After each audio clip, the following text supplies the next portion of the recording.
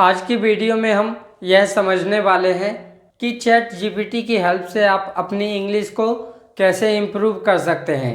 तो चलिए आइए वीडियो स्टार्ट करते हैं और सीखते हैं कि चैट जीपीटी की हेल्प से हम अपनी इंग्लिश को कैसे इम्प्रूव कर सकते हैं। इस वीडियो में मैं आपको 10 पॉइंट्स बताने वाला हूं जिनकी हेल्प से आप अपनी इंग्लिश को इम्प्रूव कर सकते हैं। तो सबसे पहले यह जानना ज़रूरी है कि चैट जीपीटी क्या है।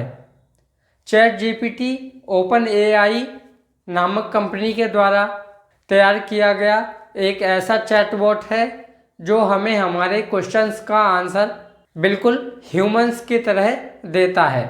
जब आप इससे अपने आंसर पुटअप करोगे या जब आप इससे अपने क्वेश्चन पुटअप करोगे तो आपको उनके आंसर पढ़कर ये पता ही नहीं लगेगा कि ये किसी मशीन ने लिखे हैं या किसी इंसान ने लिखे हैं।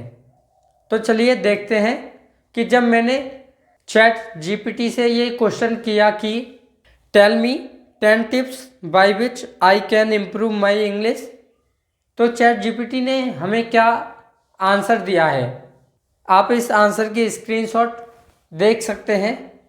Point first, read books, newspapers and magazines in English.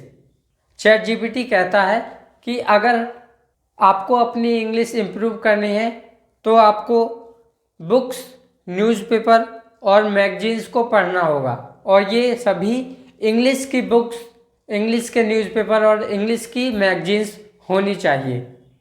तो ये आपका फर्स्ट स्टेप है। Step second is watch movies and TV shows in English. आपको इंग्लिश के ही मूवीज़ और टीवी शोज देखने हैं। Third step is listen to English podcast and radio programmes. आपको इंग्लिश के पॉडकास्ट और इंग्लिश के रेडियो प्रोग्राम्स को सुनना है। ये इस स्टेप में आपको बताया गया है। हमारा नेक्स्ट स्टेप है practice speaking English with native speakers.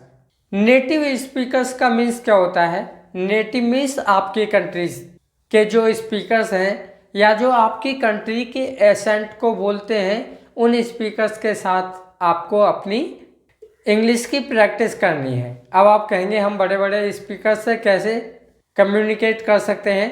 तो किसने कहा आपको बड़े बड़े स्पीकर्स के साथ कम्युनिकेट करना है? आप अपने फ्रेंड्स के साथ कर सकते हैं, अपने टीचर्स के साथ कर सकते हैं, आप मेरे साथ कर सकते हैं। तो प्रैक्टिस करिए। नेक्स्ट स्टेप है take a English language course.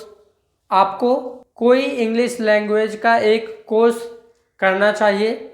ये आपके ऊपर है कि आप कौन सा इंग्लिश लैंग्वेज का कोर्स करना चाहते हैं। जैसे आप मेरे यूट्यूब चैनल को ज्वाइन कर सकते हैं। अगर अभी तक आपने सब्सक्राइब नहीं किया है तो सब्सक्राइब तो कर ही लीजिए। मैं अपने इस चैनल पर अब इंग्लिश से रिलेटेड भी कंटेंट डाल रहा हूँ, तो आप इस चैनल को सब्सक्राइब करिए और वीडियोस को रेगुलरली वॉच करिए। Sixth step is use English language apps and websites. ये स्टेप आपके लिए बहुत हेल्पफुल होगा और आप इजीली इसको अफोर्ड भी कर पाएंगे। Use English language apps. आजकल इंटरनेट के ऊपर हमारे प्ले स्टोर में, हमारे मोबाइल के अंदर ही कई इंग्लिश की ऐप्स हैं जिन्हें आप फ्रीली एक्सेस कर सकते हो। तो आप उन इंग्लिश लैंग्वेज की ऐप्स का यूज करिए और अपनी इंग्लिश को इम्प्रूव करिए। Next, make English speaking friends. तो जैसे अभी मैंने आपको बताया था कि आपको अपने फ्रेंड्स के साथ कम्युनिकेट करना है इंग्लिश में, तो यही इस पॉइंट में भी बताया गया है, make English speaking friends. English बोलने वाले फ्रेंड्स बनाइए। अगर इंग्लिश बोलने वाले फ्रेंड्स नहीं बना सकते हैं आप, तो इंग्लिश में फ्रेंड्स के साथ कम्युनिकेशन स्टार्ट करिए। Eighth point is keep a journal in English.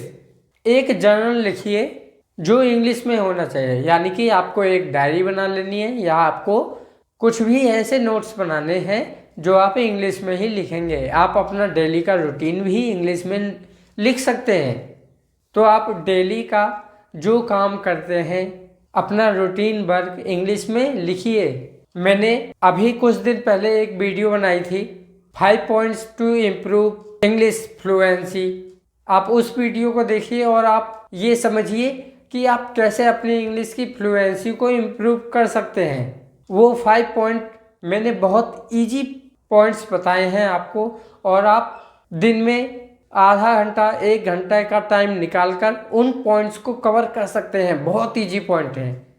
आप चाहें तो अपना डेली का काम करते करते भी उन पॉइंट्स को कवर कर सकते हैं, तो आप उस वीडियो को भी देख सकते हैं। 9th step is learn new words and phrases every day. अब जब आप इंग्लिश में बोलना स्टार्ट करेंगे तो आपको इंग्लिश में बोलने के लिए इंग्लिश में वर्ड्स पता होने चाहिए।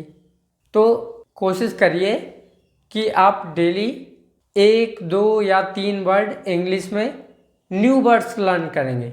यानी कि जो वर्ड आपको आते हैं वो तो आपको याद ही हैं, जो आपको नहीं याद हैं न्यू वर्ड्स हैं जो आपके लिए। 1, 2 या 3 डेली 2-3 वर्ड काफ़ी रहेंगे आपके लिए। And last point is use English in every day conversations. Every day conversation करने के लिए यानी कि रोज बातचीत करने के लिए इंग्लिश का ज़्यादा से ज़्यादा यूज करिए, क्योंकि जब आप इंग्लिश का यूज करेंगे तभी आपकी जो इंग्लिश होगी वो इम्प्रूव होगी। इंग्लिश की जो फ्लुएंसी है वो तभी इम्प्रूव होगी जब आप इंग्लिश का डे टू डे लाइफ में रेगुलरली प्रैक्टिस करते रहेंगे। तो speak English, learn English and practice English.